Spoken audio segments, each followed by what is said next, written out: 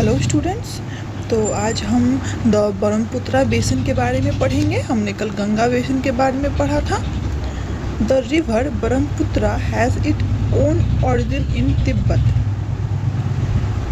इसका कहाँ स्टार्ट होता है? ये तिब्बत से शुरू होता है। Where it is called Tsangpo river. इसको वहाँ पे त्सांगपो रिवर कहते हैं। वहाँ पे इसका नाम त्सांगपो रिवर है। It flows eastward and enters India in Arunachal Pradesh. और ये इंडिया में कहाँ इंटर करता है? ये अरुणाचल प्रदेश में इंटर करता है। Then it flows through Assam before entering Bangladesh. फिर वो आसाम से होकर बहता है बांग्लादेश जाने से पहले। Monsoon winds bring heavy rainfall to the Brahmaputra basin. Monsoon जो विंड्स होता है ब्रह्मपुत्र बेसिन में बहुत हैवी रेनफॉल कराता है।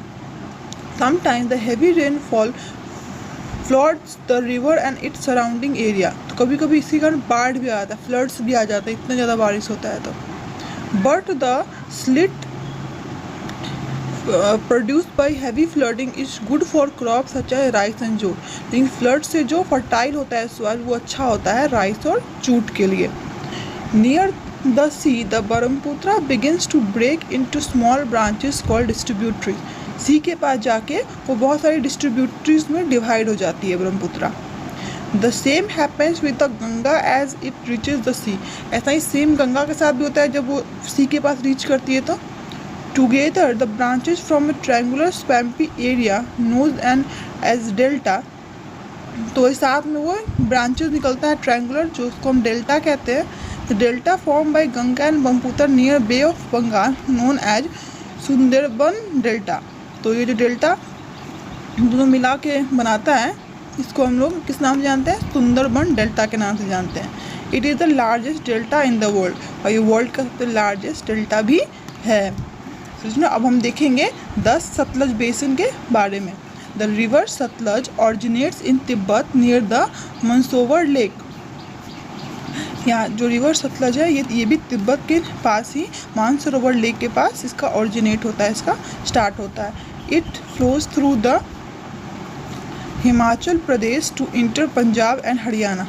ये हिमाचल प्रदेश से इंटर करता है और फिर पंजाब और हरियाणा तक फ्लो करता है। This region does not receive much rainfall.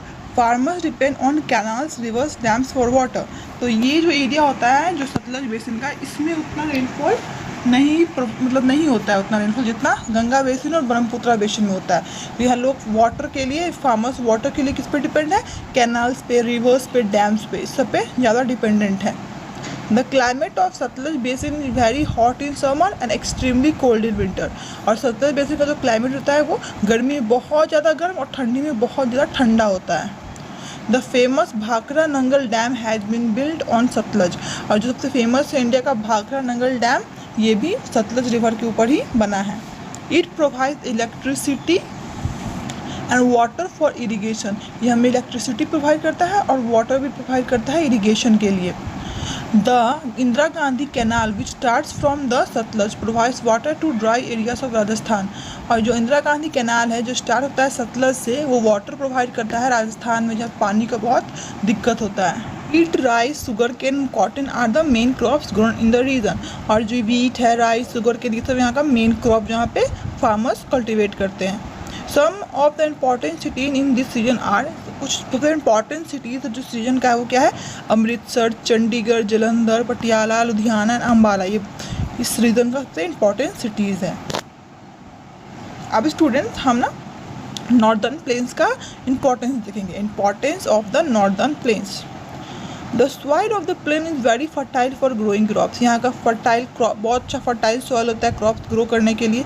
The plain are not very cold so people have settled here in large number.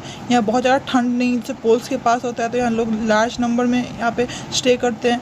Many important cities such as Patna, Kolkata, Varanasi, Delhi have grown on the banks of reverse.